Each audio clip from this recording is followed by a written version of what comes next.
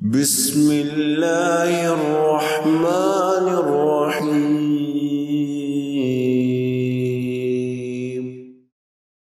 نحمده ونصلي على رسوله الكريم اعوذ باللہ من الشیطان الرجیم بسم اللہ الرحمن الرحیم رب اشرح لي صدری ویسر لي امری واحلل عقدۃ من لسانی یفقہوا قولی۔ تمام تعریفیں اللہ رب العزت کی ہیں کہ اس نے ہمیں اسلام اور ایمان جیسی نعمتیں عطا کی، حضور اکرم صلی اللہ علیہ وسلم کا امتی ہونے کی فضیلت عطا کی۔ لہٰذا اب ہمارا یہ فرض بنتا ہے کہ ہم اللہ رب العزت کا شکر گزار بندے بن جائیں،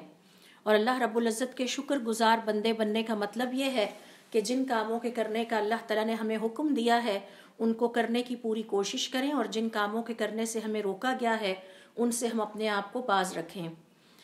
صحیح بخاری اور صحیح مسلم کی یہ حدیث ہے، اور اپنے پچھلے لیسن کے کانٹیکسٹ میں ہی یہ میں نے حدیث پڑھی، اور ہمارا پچھلا لیسن تھا جنت کا ایک درخت، جس میں سدرۃ المنتہا کے حوالے سے ہم نے سیکھا، اور یہ سیکھا کہ دنیا میں جو سدرۃ المنتہا سے مشابہت رکھنے والا درخت ہے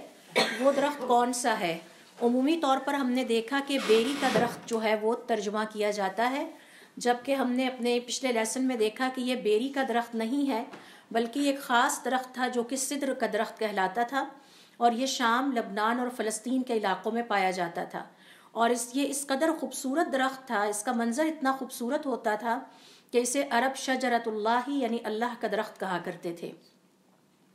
اور پھر بہت تفصیل کے ساتھ ہم نے سیکھا کہ کس طرح سے یہ جو درخت ہے ناپید ہو گیا، اور اس کا ذکر سابقہ مقدس جو آسمانی کتابیں ہیں ان میں بھی ملتا ہے، اور یہ بیری کا درخت نہیں ہے بلکہ یہ سدر کا درخت ہے۔ اور پھر فرعونی دور میں، بلکہ اس سے پہلے حضرت موسیٰ علیہ السلام اور حضرت سلیمان علیہ السلام نے جو اپنی عبادت گاہیں تعمیر کیں وہ اسی سدر نامی درخت کی لکڑی سے تعمیر کیں، اور اس لکڑی کی خاصیت یہ تھی کہ بہت خوشبودار ہوتی تھی، اور جو عبادت گاہیں اس سے تعمیر ہوتی وہ ہمیشہ خوشبو سے مہکتی رہتی، اور وہ بہت صاف ستھری رہتی تھیں، اور 400 سال تک ان پہ موسم کا کوئی اثر نہیں ہوتا تھا۔ تو یہ خاص قسم کا درخت تھا جو کہ فرعونی دور میں جا کے ناپید ہوا، کیونکہ فرعونی دور میں بہت بڑی تعداد میں سدر کے جنگلات سے درختوں کی لکڑی کاٹ کاٹ کر تعمیر میں استعمال کی گئی، جس کے بعد یہ ناپید ہوتا چلا گیا، اور اب تقریباً دنیا میں یہ نہ ہونے کے برابر ہے، یعنی اس کا کوئی امیج بھی مجھے اسی وجہ سے نہیں مل سکا۔ تو یہ سارا کچھ سدرۃ المنتہا کے حوالے سے تھا، اور دنیا کی زندگی میں یا دنیا میں جو درخت پایا جاتا تھا جو سدرۃ المنتہا سے مشابہت رکھتا تھا، اس کے بارے میں ہم نے بہت تفصیل کے ساتھ سیکھا۔ اگر آپ کو یاد ہو تو ہم نے اس لیسن میں ایک اور بات سیکھی تھی، وہ یہ کہ جب حضور اکرم صلی اللہ علیہ وسلم نے اس درخت کو دیکھا تو آپ صلی اللہ علیہ وسلم فرماتے ہیں اس درخت پر ایسے رنگ تھے جو میں نے دنیا میں نہیں دیکھے، یعنی وہ ان کو ڈسکرائب نہیں کر سکے۔ تو اس کا مطلب ہے کہ ہم دنیا کی زندگی میں جو رنگ دیکھتے ہیں یہ صرف یہی نہیں ہے، اس کے علاوہ اللہ رب العزت کی جو کائنات ہے، عالم الغیب ہے، جہاں حضور اکرم صلی اللہ علیہ وسلم اسراء اور معراج کی رات گئے اور انہوں نے سدرۃ المنتہا کا درخت دیکھا، تو اس پہ جو رنگ تھے وہ رنگ کہتے ہیں کہ دنیا میں میں نے نہیں دیکھے، وہ اس قدر خوبصورت تھے، اور اس پہ جو چیزیں چھا رہی تھیں ان کو بھی وہ ڈسکرائب نہیں کر سکے کہ وہ کیا چیزیں تھیں۔ بعض روایات میں آتا ہے کہ وہ بہت بڑے بڑے سونے کے پتنگے تھے۔ تو پھر ہم نے اپنے پچھلے لیسن میں ہی سیکھا تھا کہ جنت میں کوئی درخت ایسا نہیں ہے جس کا تنا سونے کا نہ ہو، ہر درخت کا تنا جو ہے وہ سونے کا ہے، اور جنت کی مٹی مسک ہے، اور جب ہوا چلتی ہے تو مسک کی خوشبو ہر طرف پھیل جاتی ہے، جس کی وجہ سے جنت مہکتی رہتی ہے۔ ابن رجب رحمۃ اللہ علیہ اپنی کتاب لطائف المعارف میں فرماتے ہیں کہ جب اللہ تعالیٰ نے یہ 4 جنتیں تیار کی، 2 جنتیں سونے کی اور 2 جنتیں چاندی کی، اور آج ہم ان کے بارے میں سیکھیں گے، تو اللہ رب العزت کو ان جنتوں کی خوبصورتی اور اس میں پائے جانے والی نعمتوں کو دیکھ کر بڑا رشک محسوس ہوا، تو اللہ تعالیٰ نے فرمایا قد افلح المؤمنون، بڑے خوش قسمت ہوں گے ایمان والے اور کامیابی پا جائیں گے جو ان جنتوں میں داخل ہو جائیں گے۔ اور اللہ رب العزت کی ان جنتوں میں داخل ہونا ہم سب کی خواہش بھی ہے، ہم سب کا شوق بھی ہے، اور ہماری زندگی کا مقصد بھی ہے۔ تو حضور اکرم صلی اللہ علیہ وسلم ان جنتوں کے بارے میں ہمیں مزید کیا وضاحت کے ساتھ بتاتے ہیں، اس کے لیے دیکھیے صحیح بخاری اور صحیح مسلم کی حدیث ہے، یعنی دونوں صحیحین میں یہ حدیث آئی ہے۔ ابو بکر ابن عبداللہ ابن قیس اپنے والد سے روایت کرتے ہیں، اور وہ حضور اکرم صلی اللہ علیہ وسلم سے روایت کرتے ہیں کہ آپ सल्लल्लाहु अलैहि वसल्लम ने फरमाया जन्नतान मिन फिद्दतिन, 2 जन्नतें चांदी की हैं, आनियतुहुमा व मा फीहिमा व जन्नतान मिन ज़हबिन, और ये जो दोनों जन्नतें चांदी की हैं, इनमें जो बर्तन हैं और दीगर सामान जो अल्लाह रब्बुल इज़्ज़त ने मोमिनों के लिए तैयार कर रखा है वो चांदी का है, यानी बर्तन भी और सब कुछ चांदी के हैं, तो वो 2 जन्नतें चांदी की हैं। व जन्नतान मिन ज़हबिन, उसके अलावा 2 जन्नतें और हैं जो कि सोने की हैं। आनियतहुमा व मा फीहिमा, उसमें जो भी बर्तन और दीगर सामान पाया जाता है वो सब का सब सोने का है। और जो मोमिन इन जन्नतों में जाएंगे उनके और अल्लाह के दरमियान सिर्फ एक किब्रियाई की चादर की रुकावट या फासला होगा, और वो अल्लाह रब्बुल इज़्ज़त ने चादर अपने चेहरे पर डाल रखी होगी जो कि खुद अदन की जन्नतों में है, यानी अल्लाह रब्बुल इज़्ज़त अदन की जन्नत में है। और फिर इसी तरह की एक और रिवायत हमें तिरमिज़ी में मिलती है। आप तमाम लोग अपने म्यूट कर लें, बंद कर लीजिए अपने मोबाइल। तिरमिज़ी की जो रिवायत है उसके अल्फाज इस तरह से हैं, इन्ना फिल जन्नति, बेशक जन्नत में, जन्नतैनी, 2 जन्नतें हैं,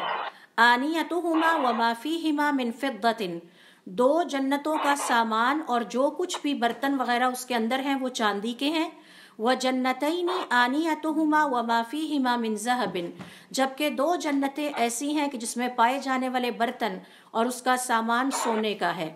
व मा बैनल कौमी व बैन अन यंज़ुरू इला रब्बिहिम, और जो साहिब ईमान इन जन्नतों में दाखिल होंगे, यानी चांदी की जन्नतों में और सोने की जन्नतों में, उनके दरमियान और उनके रब के दरमियान उनको अपने रब को देखने में सिर्फ जो रुकावट होगी, इल्ला रिदा अल किब्रिया अला वजहिही, सिर्फ अल्लाह रब्बुल इज़्ज़त के चेहरे पर जो किब्रियाई की चादर है वो हटने की देर होगी तो वो अपने रब को देख सकेंगे। फी जन्नत आदनिन, और उनका रब आदन की जन्नत में है। इस हदीस को अगर हम सामने रखते हैं तो इससे हमें कुछ आखिरत की ज़िंदगी के बारे में हकीकतों का पता चलता है, हम कुछ नताइज कंक्लूड कर सकते हैं, और ये हमारी उस ज़िंदगी के हवाले से है जिसकी तरफ हम सब भागते दौड़ते चले जा रहे हैं, और हमारा जो आखिरत की तरफ सफ़र है वो एक लम्हा भी रुक नहीं रहा। जब हमारा वक्त आ जाएगा हम सब उस मंजिल पर पहुंच जाएंगे जिसे आखिरत की मंजिल कहा जाता है, तो उसके बारे में पढ़ना, उसके बारे में सीखना यकीनन हमारा शौक़ होना चाहिए। तो आइए देखते हैं कि इस हदीस से हमें आखिरत की ज़िंदगी के हवाले से काबिल अमल क्या क्या बातें पता चलती हैं। पहली बात तो ये पता चली कि जन्नत वालों के लिए अल्लाह रब्बुल इज़्ज़त ने 4 जन्नतें तैयार कर रखी हैं, जिनमें से 2 जन्नतें सोने की हैं और 2 जन्नतें चांदी की हैं। दूसरे नंबर पर हमें यह पता चला कि जन्नत में एक नेमत मोमिनों को जो अता की जाएगी, यानी चांदी वाली जन्नतों में भी और सोने वाली जन्नतों में भी, कि वो अहले ईमान अपने रब को देख सकेंगे,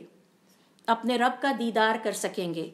तीसरी बात हमें यह पता चली कि अल्लाह रब्बुल इज़्ज़त की एक सिफ़त है और वो किब्रियाई है, और अल्लाह के अलावा किसी और के लिए ये सिफ़त नहीं है। फिर इसी तरह से हमें इस हदीस से ये भी पता चलता है, और उलमाए किराम का ये कहना है कि ये ना समझा जाए कि ये जन्नतें सिर्फ सोने की ही हैं और चांदी की ही हैं। ये तो सिर्फ 4 जन्नतों का जिक्र आया है। अल्लाह रब्बुल इज़्ज़त की कुदरत यहाँ आकर ख़त्म नहीं हो जाती सोने और चांदी पे। जो अल्लाह रब्बुल इज़्ज़त की ज़ात सिदरतुल मुंतहा पे हुजूर अकरम सल्लल्लाहु अलैहि वसल्लम को ऐसे रंग दिखा सकती है जिनका ताल्लुक़ इस दुनिया से नहीं था, वो ज़ात सोने से भी कोई बेहतर मटीरियल की जन्नतें भी तामीर करने पर कुदरत रखती है। और हुजूर अकरम सल्लल्लाहु अलैहि वसल्लम की हदीस से ऐसी जन्नतों का पता चलता है कि जिनमें ऐसी नेमतें होंगी जो किसी आँख ने देखी नहीं होंगी, किसी कान ने सुनी भी नहीं होंगी, और उनका ख्याल किसी के दिल पर नहीं आया होगा। और ये वो जन्नतें हैं जो चांदी और सोने के अलावा हैं, यानी उससे भी मावरा हैं। तो इसलिए उलमाए किराम का ये कहना है, तीसरे नंबर पर ये जहन में रखें या चौथे नंबर पर, कि ये समझना कि सिर्फ अल्लाह रब्बुल इज़्ज़त ने ये चांदी और सोने ही की जन्नतें तामीर कर रखी हैं, ये गलत है। अल्लाह रब्बुल इज़्ज़त की ज़ात इससे भी ज़्यादा नफीस किस्म के मटीरियल से जन्नतें पैदा करने पर कादिर है, और उसने इंसानों के लिए कर रखी हैं। और इसकी दलील ये है कि हुजूर अकरम सल्लल्लाहु अलैहि वसल्लम फरमाते हैं कि आखिरत की ज़िंदगी में मोमिनों के लिए ऐसे शानदार इनामात तैयार किए गए हैं जो किसी आँख ने देखे नहीं। तो फिर इसी तरह से 5वें नंबर पर जो बात हम सीखते हैं इस हदीस से वो ये है कि जन्नत में भी उसी तरह से मुख्तलिफ दर्जात होंगे جس حساب سے انسانوں کے عمل کے لحاظ سے مختلف گریڈز ہوں گے. تو کوئی اے گریڈ پہ ہوگا، کوئی اے پلس پہ ہوگا، کوئی بی پہ ہوگا، کوئی بی پلس پہ ہوگا، کوئی سی گریڈ پہ ہوگا. تو اسی حساب سے جنتوں میں بھی ان کے لیے درجے ہیں. اگلی بات ہم اس سے یہ سیکھتے ہیں کہ کبریائی صرف اور صرف اللہ رب العزت کی ذات کا وصف ہے، اور یہ اللہ رب العزت کی دیگر ایٹریبیوٹس یا صفات کی طرف سے ہے. یہی وجہ ہے کہ اللہ تعالیٰ کو اپنی مخلوق کے اندر تکبر یا کبریائی پسند نہیں ہے، کیونکہ مخلوق کا ذاتی وصف یہ ہے کہ ان کے اندر عاجزی ہونی چاہیے، انہیں ہمبل ہونا چاہیے، جبکہ اللہ رب العزت کا وصف جو ہے وہ کبریائی ہے. اور اگر کوئی شخص اپنے اندر کبریائی یا تکبر والے خیالات پاتا ہے تو اس کا مطلب ہے کہ وہ اپنے آپ کو اللہ کے ساتھ اس کی ایک صفت میں شریک کر رہا ہے، جو کہ غلط ہے. پھر اگلی بات ہم یہ سیکھتے ہیں کہ تمام جنتوں کے اوپر ایک جنت ہے جسے جنت عدن کہا جاتا ہے، اور یہ وہ جنت ہے جس میں خود اللہ رب العزت کی ذات نے اپنے لیے اس جنت کو اختیار کیا ہے. اور اس کی وجہ یہ ہے کہ حدیث کے الفاظ ہیں کہ جنتی نیچے سے اوپر کی طرف اپنے رب کو دیکھیں گے، اپنے اوپر سے جنت میں. تو اس کا مطلب ہے کہ جو سب سے بالائی طبقہ ہے یا بالائی جنت ہے وہ اللہ رب العزت کے لیے ہے، اور باقی جتنی بھی جنتیں ہیں وہ صاحب ایمان یا مومنوں کے لیے نیچے پائی جاتی ہیں. پھر اس حدیث سے ہمیں یہ بھی پتہ چلتا ہے کہ اللہ رب العزت کا ایک وجود ہے اور اس کا ایک چہرہ ہے. کیفیت ہمیں نہیں پتہ، یہ وی آر شیور کہ وہ انسانوں کی طرح سے نہیں ہے، لیکن اللہ رب العزت نے اپنے لیے یہ الفاظ استعمال کیے ہیں. ہم اس کی کیفیت کو نہیں جان سکتے، بہرحال وہ ایک وجود ضرور موجود ہے. پھر اس حدیث سے یہ بھی پتہ چلتا ہے کہ مومنوں کو آخرت کی زندگی میں جو شاندار ترین انعام عطا ہونا ہے وہ اللہ رب العزت کا دیدار ہے، اللہ رب العزت کو دیکھنا ہے. اور پھر اس حدیث سے یہ بھی پتہ چلتا ہے کہ کبر اور کبریائی کی صفات صرف اللہ رب العزت کے لیے ہے. یہ بھی ہمیں اس حدیث سے نتیجہ اخذ کر سکتے ہیں کہ جنت کو اللہ رب العزت نے پیدا کر دیا ہے اور وہ اس وقت موجود ہے اور ایگزسٹ کرتی ہے. ایسا نہیں ہے کہ یہ دنیا بعد میں، بلکہ یہ دونوں دنیایں پیرالل ایگزسٹ کر رہی ہیں. دنیا کا بھی کام ساتھ ساتھ چل رہا ہے اور عالم الغیب یا آخرت کا بھی اسی طرح سے کام اور دنیا ساتھ ساتھ ایگزسٹ کرتی ہے. اس حدیث سے ہمیں جو ایک اور بات پتہ چلتی ہے وہ یہ کہ جنت کی چوڑائی اور لمبائی اور وسعت اور کشادگی، کہ کس قدر وسیع اور کشادہ یہ جنتیں ہوں گی. پھر ہمیں یہ بھی اس حدیث سے سمجھ میں آتا ہے کہ اہل ایمان کے بھی درجے ہوں گے، تمام اہل ایمان ایک جیسے درجے پر فائز نہیں ہوں گے. اور پھر آخر میں علماء کرام کا یہ کہنا ہے کہ یہ نہ سمجھا جائے کہ صرف 4 ہی جنتیں ہیں، 2 سونے کی اور 2 چاندی کی. اللہ رب العزت سونے سے بھی زیادہ کوئی نفیس اور خوبصورت مٹیریل پیدا کرنے پر قادر ہے، اور یقیناً ایسی جنتیں بھی ضرور موجود ہوں گی. تو یہ جو حضور اکرم صلی اللہ علیہ وسلم کی حدیث ہے، اس سے پتہ چلتا ہے کہ اللہ رب العزت نے آخرت کی زندگی میں ہم مسلمانوں کے لیے یا اپنے مومن بندوں کے لیے 4 جنتوں کا ذکر کیا ہے، جن میں سے 2 سونے کی بنی ہوئی ہیں اور ان کا سارا سامان بھی سونے کا ہے، اور 2 جنتیں. اور یہ علماء کرام کا یہ کہنا ہے کہ یہ جو سونے کی جنتیں ہیں یہ دراصل اللہ رب العزت کے جو مقرب بندے ہیں وہ پائیں گے، جو اللہ تعالیٰ کے بہت قریب ہیں. اب سوال یہ پیدا ہوتا ہے کہ یہ مقربین کون ہیں؟ تو ان کی تعریف بیان کرتے وہ علماء کرام یہ کہتے ہیں یہ وہ اللہ تعالیٰ کے نیک بندے ہیں جو تمام فرائض کی ادائیگی کرتے تھے اور سنتوں کی بھی ادائیگی کرتے تھے. فرائض کا بھی خیال رکھتے تھے، سنتوں کا بھی خیال رکھتے تھے، اور اللہ رب العزت کی حرام کردہ چیزوں کو سختی کے ساتھ ترک کرنے والے تھے، اور مکروہات سے بھی اپنے آپ کو بچا کر رکھتے تھے. تو یہ جو سونے والی جنتیں ہیں یہ ان لوگوں کے لیے ہیں جو اللہ رب العزت کے مقربین کہلاتے ہیں، اور ان کی تعریف یہ ہے کہ یہ فرائض اور سنتوں کی ادائیگی میں کوتاہی نہیں کرتے تھے، تمام حرام چیزوں کو اللہ کی خاطر چھوڑ دینے والے تھے دنیا کی زندگی میں، اور تمام مکروہات کو بھی چھوڑ دینے والے تھے. آئیے ذرا تھوڑی سی اس کی مزید ڈیٹیل میں چلتے ہیں. پہلے نمبر پر تو یہ سیکھنے کی ضرورت ہے کہ یہ مقربون کون ہیں، اور مقرب کی تعریف قرآن کریم میں اللہ رب العزت نے کن الفاظ میں بیان کی ہے. تو اس کے لیے ذرا دیکھیے سورۃ الواقعہ میں مثال کے طور پر ان کا ذکر آیا ہے، اور یہ تقریباً 16 یا 17 ان کی آیات ہیں. فَأَمَّا إِن كَانَ مِنَ الْمُقَرَّبِينَ، اب اگر تو یہ بندہ اللہ رب العزت کے مقرب بندوں میں سے ہے، فَرَوْحٌ وَرَيْحَانٌ وَجَنَّاتُ نَعِيمٌ، تو پھر اس کے لیے آگے بہت ہی شاندار زندگی ہے اور جنت کی نعمتیں ہیں. وَأَمَّا إِنْ كَانَ مِنْ أَصْحَابِ الْيَمِينِ، اگر وہ دائیں بازو والوں میں سے تھا، فَسَلَامٌ لَكَ مِنْ أَصْحَابِ الْيَمِينِ، تو ان کو فرشتوں کی طرف سے پکار آئے گی کہ اے دائیں بازو والو، آپ پر اللہ تعالیٰ کی سلامتی ہو۔ اب یہ جو مقربین ہیں، اس کے بارے میں علماء کرام کا یہ کہنا ہے، ہم الذین اتوا بالواجبات، یہ اللہ رب العزت کے وہ نیک بندے ہیں جو دنیا کی زندگی میں اپنے فرائض اور سنتوں کی ادائیگی میں کوتاہی نہیں کرتے تھے، اور سب سے بڑی بات یہ ہے کہ جن کاموں کو اللہ تعالیٰ نے حرام قرار دیا تھا ان سے اپنے آپ کو بچا کر رکھتے تھے، حتیٰ کہ جو اللہ رب العزت کو مکروہ کام یعنی ناپسندیدہ تھے ان سے بھی یہ اپنے آپ کو بچا کے رکھتے تھے۔ تو یہ جو مقربین ہیں، یہ دراصل دین میں، ہمارے دین میں کمال کے کچھ درجے ہیں، ان میں سے اعلیٰ ترین درجہ ہے، اور اس کے بارے میں علماء کرام کا یہ کہنا ہے کہ وہ درجے اس طرح سے ہے کہ اللہ رب العزت کے تقرب کا پہلا درجہ نبوت ہے، یہ اللہ تعالیٰ کے سب سے زیادہ قریب لوگ ہیں۔ دوسرا درجہ صدیقین کا ہے، حضرت ابو بکر صدیق رضی اللہ تعالیٰ عنہ کی مثال آپ کے ذہن میں آ گئی ہوگی۔ تیسرا درجہ شہداء کا ہے، اور چوتھا درجہ صالحین یا اللہ تعالیٰ کے نیک یا ولی بندوں کا ہے۔ اور قرآن کریم میں اللہ رب العزت نے اپنے مقربین کا ذکر کیا ہے،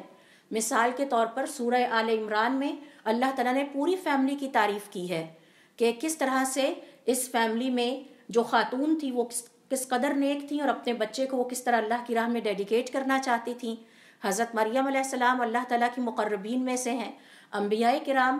خود حضرت ابراہیم علیہ السلام جو کہ خلیل اللہ کہلاتے ہیں، اللہ رب العزت کے مقربین بندوں میں سے ہیں۔ تو یہ وہ لوگ ہیں کہ جنہوں نے دنیا کی زندگی میں فرائض اور سنتوں کا خیال رکھا،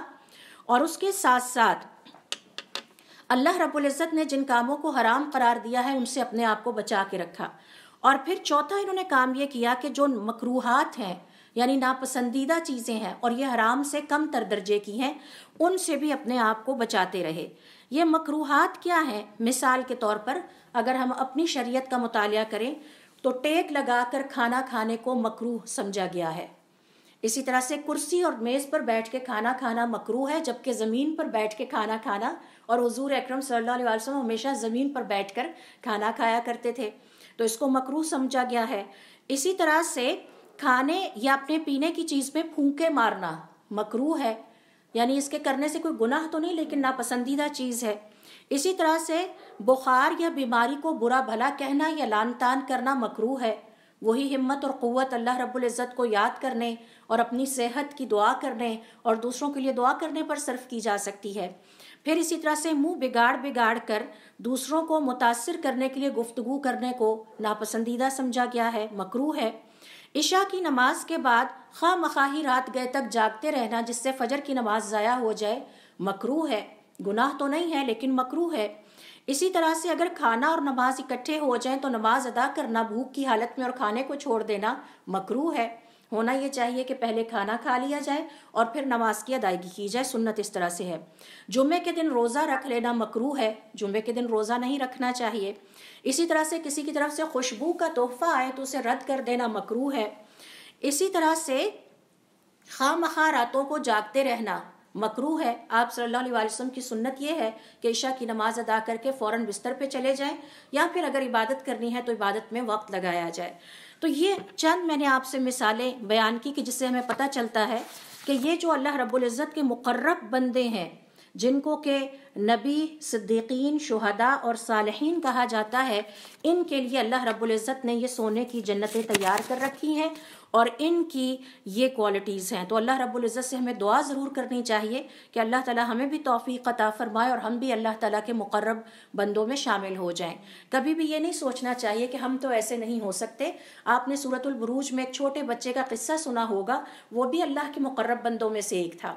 تو اللہ رب العزت کی توحید سے محبت رکھنا، اس پہ چلتے رہنا، یہ بھی ایک بہت بڑا اعزاز ہے، اور وہ اللہ رب العزت کے مقرب بندوں میں شامل ہو گیا۔ پھر اسی طرح سے آگے چل کے ہم دیکھتے ہیں کہ حدیث میں آپ صلی اللہ علیہ وسلم کے الفاظ ہیں وَجَنَّتَانِ مَصْنُوعَتَانِ مِنَ الْفِضَّةِ، اور 2 جنتیں ایسی ہیں جو کہ چاندی کی بنی ہوئی ہیں۔ پہلے 2 سونے کی ہیں اور پھر 2 چاندی کی ہیں، اور اس میں جو بھی سامان یا برتن ہے وہ سب کچھ چاندی کا ہے، اور یہ اہل الیمین دائیں بازو والوں کے لیے ہے۔ تو جو سونے کی جنتیں ہیں وہ مقربین کے لیے ہیں، اور ان کی کیٹیگریز میں نے آپ کو بتا دی. اور مقرب وہ لوگ ہیں جو دین اور ایمان میں کمال کے پہلے 4 درجوں تک پہنچ جاتے ہیں. ان میں بھی سر فہرست کون ہے؟ انبیاء ہیں، دوسرے نمبر پر صدیقین ہیں، پھر شہداء ہے، اور پھر صالحین ہیں. تو حضرت ابو بکر صدیق رضی اللہ تعالیٰ عنہ صدیق کے درجے پر پہنچ گئے. اور یہ سوچنا کہ کوئی اور نہیں پہنچ سکتا یہ غلط ہے. انشاءاللہ اس پہ پھر کبھی سے الگ سے سیشن ہوگا. یہ تو صرف آپ کی ہمت اور طاقت اور آپ کی جد و جہد پہ ڈیپینڈ کرتا ہے کہ آپ اپنے اللہ کو راضی کرنے کے لیے کس حد تک جاتے ہیں. پھر اسی طرح سے یہ جو بیان فرمایا کہ یہ 2 جنتیں چاندی کی ہیں، یہ دراصل دائیں بازو والوں کے لیے ہیں. اب سوال یہ پیدا ہوتا ہے کہ دائیں بازو والے کون ہیں؟ تو اس حوالے سے علماء کرام کا یہ کہنا ہے، سورۃ الواقعہ ہی میں دیکھیے کہ اللہ رب العزت نے انسانوں کی 3 قسمیں بیان کی ہیں. دنیا کی زندگی میں بھی انسانوں کی 3 قسمیں ہیں، موت کے وقت بھی انسانوں کی 3 قسمیں ہیں اور ان کی موت کی 3 حالتیں ہوتی ہیں، اور آخرت کی زندگی میں بھی انسانوں کی اپنے عمل کے مطابق 3 قسمیں ہیں. تو پہلی قسم ہے المقربین کی، اور یہ تعداد میں بہت کم ہے،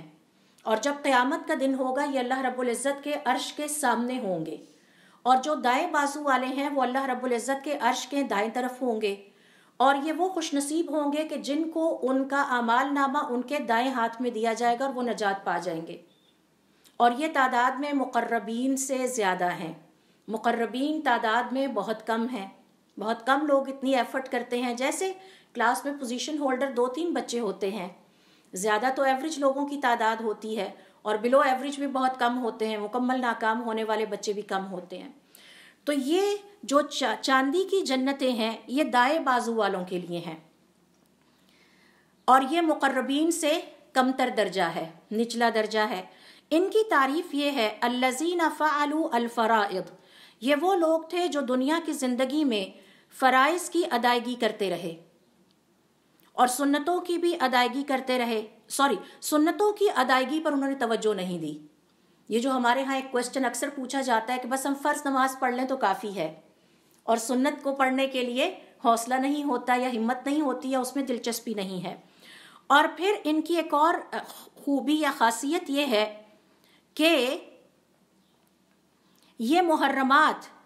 کو چھوڑنے والے تھے، لیکن مکروہات سے انہوں نے اپنے آپ کو بچانے کی کوشش نہیں کی. انہوں نے فرض ادا کیے اور حرام چیزوں سے بھی اپنے آپ کو بچایا، لیکن سنتوں پر توجہ نہیں دی اور مکروہات سے بھی اپنے آپ کو بچانے کی کوشش نہیں کی. اب سوال یہ پیدا ہوتا ہے، اور مکروہات کی مثال میں نے آپ کو ابھی ایک پوری فہرست بتائی ہے کہ کون کون سے کام مکروہ ہیں. مثال کے طور پر ٹیک لگا کے کھانا کھانا مکروہ ہے، کرسی میز پہ بیٹھ کے کھانا کھانا مکروہ ہے. آپ صلی اللہ علیہ وسلم نیچے زمین پر بیٹھ کے کھانا کھاتے تھے اور کہا کرتے تھے میں تو اللہ کا بندہ ہوں، میرا کیا کام ہے کہ میں کرسی پہ بیٹھوں یا اس طرح سے. اور پھر اسی طرح سے کھانے یا پینے کی چیزوں میں پھونکے مارنا مکروہ ہے. تو یہ جو دائیں بازو والے ہیں یہ ان باتوں کی پرواہ نہیں کرتے تھے. اسی طرح سے مثال کے طور پر دائیں ہاتھ سے طہارت کا اہتمام کرنا یہ بھی مکروہ ہے، اس کو بھی پسند نہیں کیا گیا. پھر بیمار یا بخار یا بیماری کو برا بھلا کہنا مکروہ ہے، تو وہ ان کا اہتمام ان کی زندگی میں نہیں ملتا تھا. تو یہ جو دائیں بازو والے ہیں یہ فرائض کی ادائیگی کرتے رہے، انہوں نے حرام کاموں کو ترک کیا لیکن سنتوں کی ادائیگی پر توجہ نہیں دی اور مکروہات سے اپنے آپ کو بچانے کی کوشش نہیں کی. مثال اب یہاں پر سوال یہ پیدا ہوتا ہے کہ مستحبات کیا ہیں. اس کے مقابلے میں ایک ٹرم ہم اپنی شریعت میں پڑھتے ہیں مستحب کام. مستحب مثال کے طور پر آپ اپنے مہمان کو دروازے تک خدا حافظ کہنے جاتے ہیں تو یہ مستحب ہے. اس کے نہ کرنے پر گناہ نہیں، لیکن کرنے پر آپ کے نامہ اعمال میں ثواب کا اضافہ ہو جاتا ہے. عاشورہ کے روزے آپ رکھتے ہیں تو یہ مستحب ہے. شوال کے مہینے کے آپ روزے رکھتے ہیں تو یہ مستحب ہے. اور یہ بات یاد رکھیں کہ جو آپ کے مستحبات ہیں یا سنتوں پر عمل کرنا ہے یہ آپ کا پروفٹ ہے، اور جو فرائض ہے وہ آپ کا اصل سرمایہ ہے. تو کون سا تاجر یا بزنس مین ایسا ہوگا جو اپنے اصل سرمایہ پر کم سے کم پروفٹ لینا چاہے گا؟ تو یہ جتنے بھی نوافل ہیں، جتنے بھی مستحبات ہیں اور جتنی بھی سنتیں ہیں، ان کو نظر انداز کرنا بہت بڑے خسارے کی بات ہے. اسی طرح مثال کے طور پر مستحبات میں قیام اللیل ہے، رات کو قیام کرنا، تہجد کی نماز ادا کرنا. اسی طرح سے اللہ رب العزت کے ذکر کے لیے وقت نکالنا، اہتمام کرنا. صلاۃ التراویح مستحب ہے، یعنی آپ اگر اس کو چھوڑ دیتے ہیں تو گناہ نہیں ہے، لیکن اگر آپ اس کو پڑھتے ہیں تو اس کا اجر بہت بہت بہت زیادہ ہے۔ اسی طرح سے جمعے کی نماز جو ہے وہ اس کا پڑھنا خواتین کے لیے مستحب ہے کہ اگر وہ چھوڑ دیتی ہیں تو گناہ نہیں ہے کیونکہ ان پہ فرض نہیں ہے، لیکن اگر وہ پڑھتی ہیں تو اس کا اجر اتنا زیادہ ہے کہ ہمارے شریعت میں علماء کرام کہتے ہیں کہ ہم نے کسی نیک عمل پر اتنا بڑا اجر نہیں سنا۔ اور وہ اجر کیا ہے کہ جو مسجد کی طرف نماز پڑھنے کے لیے جمعے کی چلا، اس کے ہر قدم کے بدلے میں اسے 1 سال کے قیام اور صیام کا ثواب لکھ دیا جاتا ہے۔ بہت زیادہ اجر ہیں ان مستحبات کے، لہٰذا ان کو ترک کرنا، ان کے حوالے سے لاپرواہی کا مظاہرہ کرنا، اس کی گنجائش ایک مسلمان کے پاس نہیں ہے۔ اسی طرح سے علماء کرام کا یہ کہنا ہے جیسے فجر کی نماز کے بعد پڑھ کے اگر آپ سو جاتے ہیں تو کوئی گناہ والی بات نہیں ہے، لیکن اگر فجر کی نماز کے بعد آپ اپنے جائے نماز پر بیٹھے طلوع آفتاب تک ذکر کرتے رہتے ہیں تو اس کی فضیلت بہت زیادہ ہے۔ تو یہ سارے کے سارے مستحبات ہیں۔ اب یہ جو 2 جنتیں چاندی کی ہیں، اور یہ چاندی کی جنتیں ملیں گی دائیں بازو والوں کو، اور دائیں بازو والوں کے بارے میں قرآن کریم ہمیں یہ بتاتا ہے کہ یہ قیامت والے دن اللہ رب العزت کے عرش کے دائیں جانب ہوں گے، اور ان کی تعداد مقربین کے مقابلے میں کافی زیادہ ہوگی۔ یہ وہ لوگ ہوں گے کہ جنہوں نے دنیا کی زندگی میں فرائض کو ادا کیا اور سنتوں پر توجہ نہیں دی، مکروہات سے بچنے کی بھی کوشش نہیں کی، اور مستحبات کا اتنا زیادہ اہتمام نہیں کیا۔ لہٰذا اللہ رب العزت ان کی اس کمی کی وجہ سے پہلی 2 بہتر جنتیں جو کہ سونے کی ہیں وہ اپنے مقربین کو عطا کریں گے، اور یہ جو آخری 2 جنتیں ہیں جو کہ چاندی کی ہیں یہ دائیں بازو والوں کو عطا کی جائیں گی۔ لہٰذا تمام انسان قیامت والے دن آخرت کی زندگی میں اپنے اپنے اعمال کے مطابق درجات میں تقسیم ہوں گے۔ یہاں پر ایک پوائنٹ ہم نے بہت غور سے نوٹ کرنا ہے، جنت میں جو داخلہ ہے وہ اللہ کے فضل سے ہوگا۔ حضور اکرم صلی اللہ علیہ وسلم نے یہ بات اماں عائشہ رضی اللہ تعالیٰ عنہا سے بھی فرمائی، تو انہوں نے تعجب سے پوچھا اور آپ بھی؟ تو آپ صلی اللہ علیہ وسلم نے فرمایا میں بھی۔ جنت میں جو داخلہ ہے وہ اللہ تعالیٰ کا فضل ہے، لیکن جنت میں جو درجات عطا کیے جائیں گے، جو نعمتیں میسر آئیں گی اور جو سہولتیں ملیں گی وہ ہمارے دنیا میں کیے گئے نیک اعمال کے مطابق ہوں گے۔ اور اللہ رب العزت کا فضل بہت وسیع ہے۔ اور پھر ان ساری نعمتوں کے بعد جو ان جنت والوں کو ایک بہترین اور اعلیٰ ترین اور شاندار نعمت عطا کی جائے گی وہ ہے جس میں ان کی روح بھی سرور پائے گی اور ان کی خوشی 2 چند ہو جائے گی۔ وہ یہ ہے کہ جب وہ اپنے رب کو اپنی آنکھوں سے دیکھیں گے تو محسوس کریں گے کہ ہمیں اب تک جو کچھ عطا کیا گیا تھا ان میں سے اعلیٰ ترین اور شاندار ترین نعمت یہ صرف جو ہے وہ اللہ رب العزت کا دیدار ہے۔ اللہ رب العزت کو دیکھنا، اللہ رب العزت کا دیدار ہر مسلمان کا شوق ہے، اور کیوں نہ ہو، اپنے خالق سے ملاقات ہونا، اس کو دیکھنا، ایک ایسا راز جس کے لیے ہم ساری زندگی سوچتے رہے کہ وہ کون ہے، وہ کیسا ہے، جس نے ہمیں پیدا کیا، جس نے ہمیں پالا، جس نے ہمیں سب کچھ عطا کیا، جس کو ہم پکارتے ہیں۔ اللہ رب العزت کو جو دیکھنا ہے یہ بھی اعمال کے مطابق ہوگا۔ اس پہ میں انشاءاللہ کسی وقت الگ سیشن کروں گی قرآن اور احادیث کی روشنی میں۔ بعض لوگ اللہ رب العزت کو روز دیکھیں گے، بعض لوگ صرف ہفتے کے ہفتے دیکھیں گے، اور بعض اہل ایمان مہینے کے مہینے دیکھیں گے، اور بعض کو یہ لذت صرف سال میں 1 دفعہ نصیب ہوگی۔ اگین اللہ رب العزت کو جو دیکھنا ہے وہ اللہ رب العزت کو دیکھنا اللہ کا فضل ہوگا، لیکن کتنی دفعہ دیکھنا ہے، کتنی دفعہ اس کو انجوائے کرنا ہے، اور کتنی دفعہ آمنے سامنے اپنے رب کے کھڑے ہو کے اپنے رب کو کا دیدار کرنا ہے، یہ پھر مومنوں کے عملوں کے مطابق ہوگا۔ تو جس کے عمل جس گریڈ تک پہنچیں گے اس حد تک اس کو اجازت ہوگی کہ وہ اپنے رب کو یا تو ڈیلی دیکھ سکتا ہے، بلکہ ایک حدیث کے الفاظ ہے صبح شام دیکھیں گے، بعض تو صبح بھی دیکھیں گے شام بھی دیکھیں گے، اور بعض جو ہیں وہ دن میں 1 دفعہ دیکھیں گے، بعض ہفتے میں 1 دفعہ دیکھیں گے، مہینے میں 1 دفعہ، اور سال میں 1 دفعہ۔ تو اس پہ انشاءاللہ پھر کبھی ہم سیپریٹ سیشن کریں گے۔ تو اس سے یہ پتہ چلا کہ جس طرح دنیا کی زندگی میں مومنوں کی جو اطاعتیں ہیں اور نیکیاں ہیں ان کے مختلف درجے ہیں، اسی طرح سے جنتوں میں بھی مختلف درجے ہیں۔ پوری جنت ایک درجے پر نہیں ہے، بلکہ ہر مومن کو اس کے درجے کے مطابق ٹھہرایا جائے گا، جیسا کہ اللہ رب العزت نے سورۃ الرحمن کی آیت نمبر 62 اور 65 میں ان 4 جنتوں کا ذکر کیا ہے۔ وَمِن دُونِهِمَا جَنَّتَانِ، اور اس کے علاوہ 2 جنتیں ہیں اس سے کم تر۔ فَبِأَيِّ آلَاءِ رَبِّكُمَا تُكَذِّبَانِ، تم اللہ رب العزت کی کون کون سی نعمتوں کو جھٹلاؤ گے، دنیا کی یا آخرت کی؟ مدہامتانی، تو یہ جو دو جنتیں ہیں ان میں سبزے کی حالت یہ ہوگی کہ وہ دور سے اتنا گہرا ہوگا کہ وہ سیاہی لگ رہا ہوگا، یعنی اس قدر ڈارک گرین کلر کا ہوگا کہ اس میں بلیکش شیڈ آ رہا ہوگا۔ فَبِأَيِّ آلَاءِ رَبِّكُمَا تُكَذِّبَانِ، تم اپنے رب کی کون کون سی نعمتوں کو ناشکری کر کے جھٹلاؤ گے۔ تو اللہ رب العزت کی نافرمانی اللہ تعالیٰ کی ناشکری ہے، اور اللہ تعالیٰ کی فرما برداری اللہ تعالیٰ کی شکر گزاری ہے۔ ابن عباس رضی اللہ تعالیٰ عنہما کہتے ہیں کہ اس کی تشریح بیان کرتے ہوئے کہ جہاں پر سورہ ہود کی آیت نمبر 7 میں اللہ رب العزت فرماتے ہیں وَكَانَ عَرْشُهُ عَلَى الْمَاءِ، اور اللہ رب العزت کا عرش پانی پر تھا، تو وہ اس کی تفسیر بیان کرتے ہوئے فرماتے ہیں کان عرش اللہ علی الماء، اللہ تعالیٰ کا عرش پانی پر تھا، ثم اتخذ لنفسه جنتن، پھر اس نے اپنے لیے ایک جنت کو اختیار کر لیا، ثم اتخذ دونها جنتا اخرى، پھر اس کے بعد ایک اور جنت کو بھی اختیار کر لیا، ثم اطبقهما بلؤلؤة واحدة، پھر ان دونوں کو ایک بہت بڑے موتی سے ڈھانپ دیا۔ قال، اور پھر اس کے بارے میں فرمایا وَمِن دُونِهِمَا جَنَّتَانِ، اور ان دو کے علاوہ اور جنتیں بھی اللہ تعالیٰ نے تیار کر رکھی ہیں، یعنی یہ صرف 4 نہیں ہیں۔ اور پھر فرمایا ابن عباس رضی اللہ تعالیٰ عنہ نے یہ وہ جنتیں ہیں کہ جن میں پائے جانے والی نعمتیں کسی آنکھ نے دیکھی نہیں اور کسی کان نے سنی نہیں اور کسی کے دل میں ان کا خیال تک بھی نہیں آیا ہوگا۔ تو یہ جو میں اور آپ بیٹھے سونے اور چاندی کی باتیں کر رہے ہیں، یہ ہمارے لمیٹڈ ووکیبلری ہے اور ہمارا لمیٹڈ ایکسپوجر ہے۔ اللہ تعالیٰ نے کچھ جنتیں سونے اور چاندی کے علاوہ ایسی تیار کر رکھی ہیں کہ جن کا کبھی خیال تک بھی ہمارے دلوں میں نہیں آیا، وہاں ایسی ایسی نعمتیں پائی جاتی ہیں اور وہاں ایسی خوبصورت زندگی پائی جاتی ہے جو کہ اللہ رب العزت کے نیک بندوں کے انتظار میں ہے۔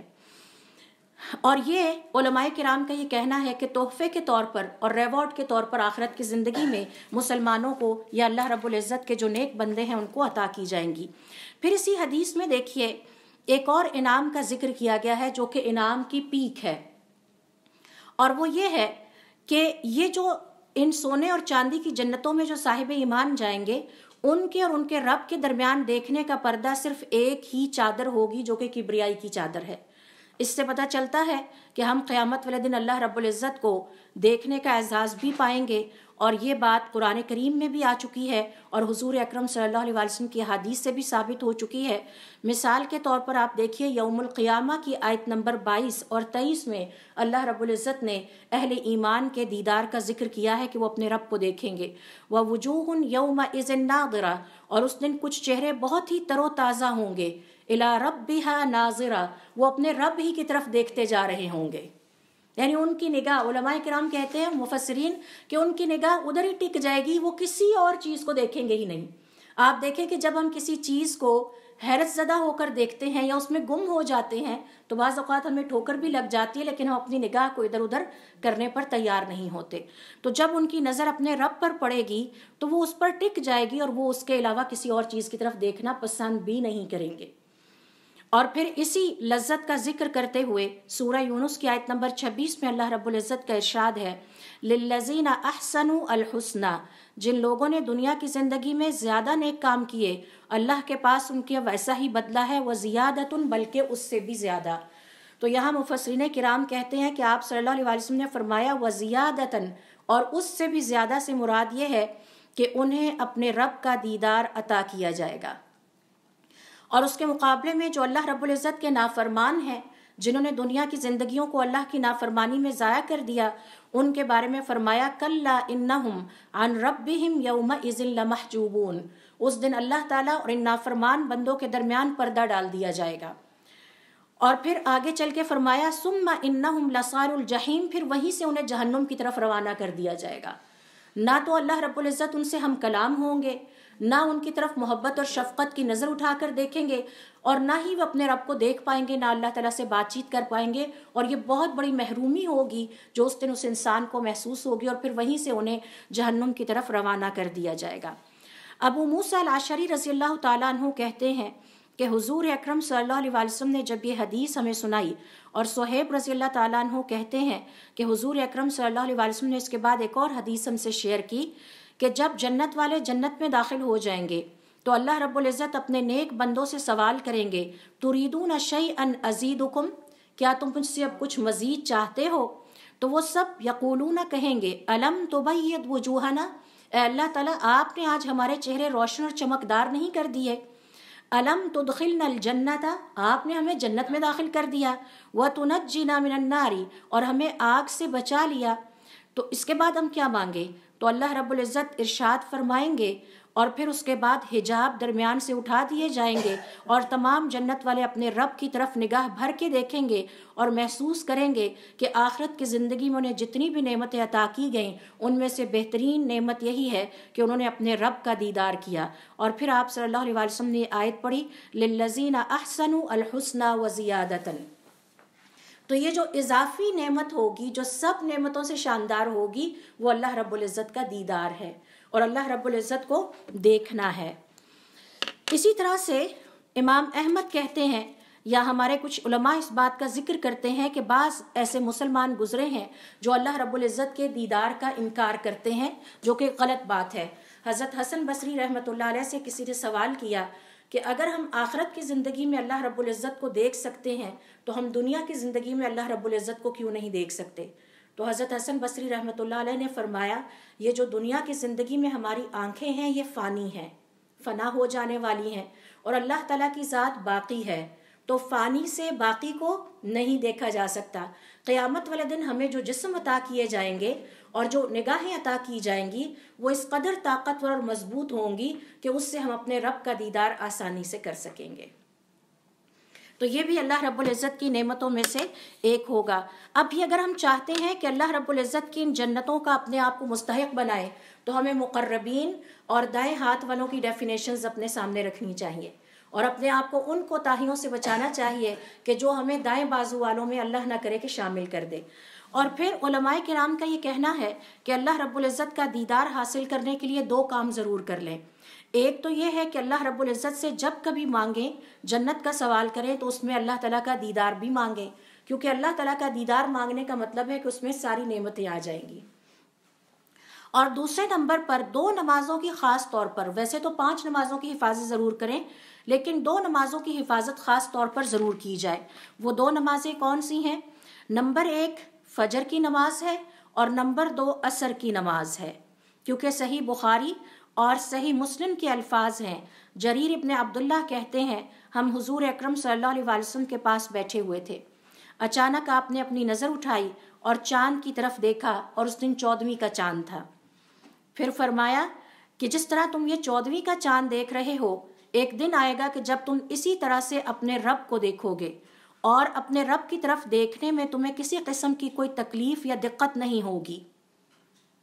تو ہم سب بہت خوش ہو گئے اور پھر فرمایا کہ اگر تم چاہتے ہو کہ تم اپنے رب کی طرف دیکھو تو اس کے لیے تمہیں 2 نمازوں کی خاص طور پر پابندی کرنا ہوگی، یہ تم سے مس نہیں ہونی چاہیے۔ ایک طلوع سورج سے پہلے کی نماز اور ایک اس کے غروب ہونے سے پہلے کی نماز۔ تو مفسرین کرام کا یہ کہنا ہے کہ اس سے مراد ہے العصر والفجر، عصر کی نماز اور فجر کی نماز۔ اور پھر اس کے بعد جریر نے اس کی تشریح بیان کرتے ہوئے یہ آیت پڑھی وَسَبِّحْ بِحَمْدِ رَبِّكَ قَبْلَ طُلُوعِ الشَّمْسِ وَقَبْلَ غُرُوبِهَا، اور اپنے رب کی خوب تسبیح بیان کرو سورج کے طلوع ہونے سے پہلے اور سورج کے غروب ہو جانے سے پہلے۔ تو یہ 2 نیک عمل کر کے ہمیں اللہ تعالیٰ سے دعا بھی کرنی چاہیے اور اللہ تعالیٰ سے امید بھی رکھنی چاہیے کہ اللہ رب العزت ہمیں آخرت کی زندگی میں اپنی سونے اور چاندی کی جو جنتیں ہیں وہ بھی عطا کریں، اور جو ہم نہیں دیکھی ہم نے، جن تک ہمارے حواس نہیں پہنچ سکتے، جو کہ بیونڈ آور پرسیپشن ہے، ہمیں اللہ رب العزت ان تک پہنچنے کی بھی ہمت اور توفیق عطا کریں۔ جہاں تک انسانوں کے 3 گروہوں کو تعلق ہے تو اس حوالے سے میں نے آپ سے شیئر کیا کہ مقربین ہیں جو کہ عرش کے سامنے ہوں گے، دائیں بازو والے ہیں جو کہ اللہ رب العزت کے عرش کے دائیں طرف ہوں گے، اور ان کو قرآن کریم میں اللہ رب العزت نے اصحاب المیمنۃ کہا ہے، دائیں بازو والے۔ اور یہ وہ لوگ ہوں گے کہ جنہیں اللہ تعالیٰ دائیں ہاتھ میں ان کے نامہ اعمال پکڑائیں گے اور ان کا ہلکا پھلکا آسان سا حساب کر کے انہیں جنتوں کی طرف روانہ کر دیا جائے گا۔ اور تیسری کیٹیگری ہے اصحاب المشأمۃ، بائیں بازو والے، جن کے بارے میں فرمایا کہ ان کے اور اللہ کے درمیان پردہ ہی نہیں اٹھایا جائے گا، اور یہ وہ جہنمی ہوں گے کہ جنہیں وہیں سے جہنم کی طرف روانہ کر دیا جائے گا۔ اسی طرح سے ابن کثیر رحمۃ اللہ علیہ فرماتے ہیں قیامت والے دن انسانوں کو 3 قسموں میں تقسیم کیا جائے گا۔ عرش کے دائیں طرف ان کے نامہ اعمال ان کے دائیں ہاتھوں میں دیے جائیں گے، عرش کے بائیں طرف جن کے نامہ اعمال ان کے بائیں ہاتھوں میں دیے جائیں گے، اور یہ عام آگ والے لوگ ہیں۔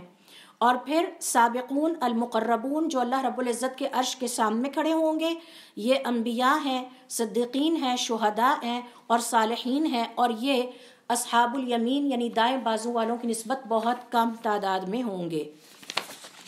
اسی طرح سے یزید الرقاشی کہتے ہیں کہ میں نے ابن عباس سے سوال کیا کہ یہ جو آیت آتی ہے وَكُنْتُمْ أَزْوَاجًا ثَلَاثًا، اس سے کیا مراد ہے کہ تم دنیا کی زندگی میں بھی عمل کے اعتبار سے 3 قسمیں تھے، اور آخرت میں بھی پھر تم حساب کتاب کے لیے جب اللہ کے سامنے کھڑے ہوگے تو 3 قسموں میں بٹ جاؤ گے۔ تو انہوں نے کہا کہ اس کا مطلب ہے 3 قسم کے انسان، دائیں بازو والے، بائیں بازو والے اور مقربون۔ پھر اسی طرح سے میمون ابن مہران کہتے ہیں کہ اس کا مطلب ہے کہ قیامت والے دن انسان 3 فوجوں میں بٹ جائیں گے، 2 فوجیں جنت میں جائیں گی، 2 گروہ، اور 1 گروہ جو ہے وہ آگ میں جائے گا۔ مجاہد کہتے ہیں یہاں السابقون مقربون سے پھر ایک اور کیٹیگری نکلتی ہے جو کہ السابقون ہے، سبقت لے جانے والے، اور وہ بہت ہی کم ہوں گے، مقرب پھر زیادہ ہوں گے، سبقت والے پھر کم ہوں گے، یہ انبیاء علیہ السلام ہیں۔ السدی کہتے ہیں یہ علیین والے ہیں جن کی روحیں انتہائی اعلیٰ مرتبے پر بھیجی جاتی ہیں، اور وہ علیین والے ہیں۔ اور ابن سیرین کہتے ہیں سابقون سے مراد وہ ہیں جنہوں نے اپنی زندگی میں دونوں قبلوں کی طرف نماز ادا کی، یعنی جب یہودی اور عیسائیت کا دین آیا اس کو بڑھ کر قبول کیا اور اللہ تعالیٰ کے اس دین میں بھی عبادت کی، اور جب اسلام آیا تو اس کو بڑھ کر قبول کیا اور اللہ رب العزت کی عبادت کی۔ حسن اور قتادہ کہتے ہیں سابقون ہر امت میں پائے جائیں گے، ہر نبی کے پیغمبروں میں کچھ ایسے پیغمبر ہیں جنہوں نے نیکی کے کاموں میں سبقت لے جانے کا مظاہرہ کیا، اپنا دین قبول کرنے میں سبقت لے جانے کا مظاہرہ کیا، اور اس کے بعد وہ قیامت والے دن السابقون میں ٹھہرائے جائیں گے۔ جیسے ہم اسلام میں ذکر کرتے ہیں کہ کچھ لوگ نیک ایسے ہیں جنہوں نے ابتدائی دور میں اسلام قبول کیا تھا، اور اپنے ایک سیشن میں ہم نے سیکھا کہ ایک صحابی نے 3 افراد کو نماز پڑھتے دیکھا، حضور اکرم صلی اللہ علیہ وسلم، اماں خدیجہ رضی اللہ تعالیٰ عنہ اسلام کے ابتدائی دور میں، اور حضرت علی رضی اللہ تعالیٰ عنہ، اور اس کے بعد کہتے ہیں میں زندگی بھر حسرت کرتا رہا کہ کاش میں بھی اسلام قبول کرتا اور میں اسلام کا 4تھا نمازی بنتا۔ تو اس دور میں جن لوگوں نے اسلام قبول کیا، اس پہ عمل کیا، اس کے لیے سختیاں اٹھائی، مشقتیں برداشت کی، اپنے مال قربان کیے، اپنی عزتیں داؤں پہ لگائی، یہ السابقون کے زمرے میں آتے ہیں، اور ایسے افراد ہر نبی کے فالوورز میں موجود ہیں، لہٰذا علماء کرام کا کہنا ہے کہ یہ وہ لوگ بھی ہو سکتے ہیں۔ اوزاعی عثمان ابن ابی سودا سے کہتے ہیں السابقون مقربون ہی کا ایک حصہ ہیں، اور یہ وہ لوگ ہیں جو مسجد پہلے پہنچتے ہیں اور اللہ کی راہ میں جہاد کے لیے سب سے پہلے نکلتے ہیں، اور ہمیشہ ان کی کوشش ہوتی ہے کہ ہر نیکی کے موقع میں اپنا حصہ ڈالا جائے، اور وہ ہر نیکی کے کام کو پہلے بڑھ کے کرتے ہیں، وہ اس انتظار میں نہیں رہتے کہ دوسرے شروع کریں گے تو پھر ہم بھی شروع کریں گے۔ ظاہر ہے کہ یہ اللہ رب العزت کے ساتھ تعلق ہے۔ یہ وہ چند اقوال ہیں کہ جس سے پتہ چلتا ہے کہ یہ السابقون المقربون کون ہیں۔ پھر اسی طرح سے دیکھیے حضور اکرم صلی اللہ علیہ وسلم کی اس حدیث سے ہمیں ایک اور نعمت کے بارے میں پتہ چلتا ہے، اور وہ یہ کہ اللہ رب العزت کے چہرے پر کبریائی کی چادر ہے، اور کبریائی ایک ایسی صفت ہے جو کہ صرف اور صرف اللہ رب العزت ہی کی ذات کو روا ہے۔ اب یہ چادر کیسی ہے، اس کی کیفیت کیا ہے، اس کے بارے میں ہم بہت زیادہ نہ جانتے ہیں، نہ ہی اس کے بارے میں ہمیں بہت زیادہ ڈسکشن کرنی چاہیے، کیونکہ اللہ رب العزت کی کیفیت کو سمجھنا، اس کے وجود کی کیفیت کو سمجھنا، اس کی صفات کی کیفیت کو سمجھنا ہمارے لیے ممکن نہیں ہے، ہم بہت لمیٹڈ پرسیپشن والی مخلوق ہیں۔ اور پھر علماء کرام کا یہ کہنا ہے کہ جو اللہ رب العزت کی مخلوق ہے اس کے لیے کبریائی یا تکبر کی صفت نہیں ہے، مخلوق کو عاجز ہونا چاہیے، مخلوق کو ہمبل ہونا چاہیے، جیسا کہ حضور اکرم صلی اللہ علیہ وسلم تھے، انتہائی عاجزی کے ساتھ اپنی زندگی گزارنے والے تھے۔ لہٰذا جو بھی مسلمان اللہ رب العزت کی صفت میں اپنے آپ کو شریک کرتا ہے، اپنے آپ کو بڑا سمجھتا ہے، اپنے لیے کبریائی کا دعویٰ کرتا ہے، وہ گویا اللہ رب العزت کی ایک اہم ترین صفت میں شریک ہو رہا ہے جو کہ ناپسندیدہ ہے۔ اور ان کے بارے میں قرآن کریم میں اللہ تعالیٰ نے فرما دیا قیل ادخلوا ابواب جہنم خالدین فیہا، ان سے کہا جائے گا اب جہنم میں دروازوں سے داخل ہو جاؤ اور اس میں ہمیشہ رہو، فبئس مثوى المتکبرین، یہ بہت ہی بدترین ٹھکانہ ہے تکبر کرنے والوں کے لیے۔ حضور اکرم صلی اللہ علیہ وسلم فرماتے ہیں کہ اللہ رب العزت نے اپنے لیے کبریائی کی چادر کو پسند کیا اور اپنے لیے عظمت کو پسند کیا، اور فرمایا کہ جو کوئی بھی اس میں میرا شریک ہونے کی کوشش کرتا ہے اسے میں آگ کا مزہ ضرور چکھاؤں گا۔ تو گویا یہی وجہ ہے کہ تکبر کرنا، اپنے بڑائیاں بیان کرنا، اپنے حسب نسب پر تکبر اور فخر کرنا، یہ ساری وہ چیزیں ہیں کہ جو کبیرہ گناہ کے زمرے میں آتی ہیں، اور یہی وجہ ہے کہ اس کا آخرت میں انجام جو ہے وہ آگ ہے جہنم کی۔ تو ہر وہ گناہ کے جس کی وجہ سے جہنم کی آگ اناؤنس کی جائے وعید کے طور پر، یا اس کا سخت انجام ہو، وہ کبیرہ گناہ ہی کے زمرے میں آتا ہے۔ لہٰذا اس حدیث سے ہمیں پتہ یہ چلا کہ ہم نے اپنے اندر تواضع کی صفت پیدا کرنی ہے، اپنے آپ کو عاجز رکھنا ہے، کہیں ایسا نہ ہو کہ ہم تکبر کی وجہ سے اپنے تمام نیک اعمال ضائع کر بیٹھیں اور آخرت کی زندگی میں سونے اور چاندی کی جنتوں کے مستحق ہونے کی بجائے ہم آگ میں نہ چلے جائیں۔ تو اللہ رب العزت سے دعا ہے کہ اللہ تعالی ہمیں دین سیکھنے کی توفیق عطا فرمائے، اس پر عمل کرنے کی توفیق عطا فرمائے، اور دوسروں تک اس پیغام کو عام کرنے کی توفیق عطا فرمائے۔ سبحانک اللہم و بحمدک، اشہد ان لا الہ الا انت، استغفرک و اتوب الیک۔